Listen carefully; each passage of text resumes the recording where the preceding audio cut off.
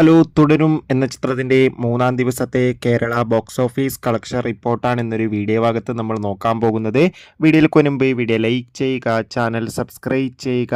ഈ വരുന്ന April May മാസം അങ്ങോട്ട് ധാരാളം ചിത്രങ്ങൾ OTT റിലീസ് ചെയ്യും. നമ്മുടെ ചാനൽ ഭാഗം പരിശോധിച്ചാൽ നിങ്ങൾക്ക് ആ വീഡിയോയ്ക്ക് കാണാൻ വേണ്ടി സാധിക്കുന്നതായിരിക്കും.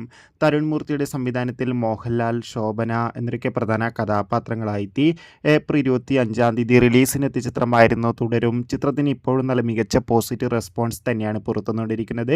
അതുകൊണ്ട് തന്നെ എല്ലാ സിനിമാ പ്രേമികളും ഒരേപോലെ തുടരും എന്ന ചിത്രത്തിൻ്റെ ഓരോ ദിവസത്തെ ഓരോ കളക്ഷൻ റിപ്പോർട്ടും അറിയാൻ വേണ്ടി ഏറെ ആകാംക്ഷയോടെയാണ് കാത്തിരിക്കുന്നത്. ഫൈനലി ചിത്രത്തിൻ്റെ മൂന്നാം ദിവസത്തെ ഏറ്റവും പുതിയ കേരള ബോക്സ് ഓഫീസ് കളക്ഷൻ റിപ്പോർട്ടൊക്കെ പുറത്തുവന്നിരിക്കുകയാണ്.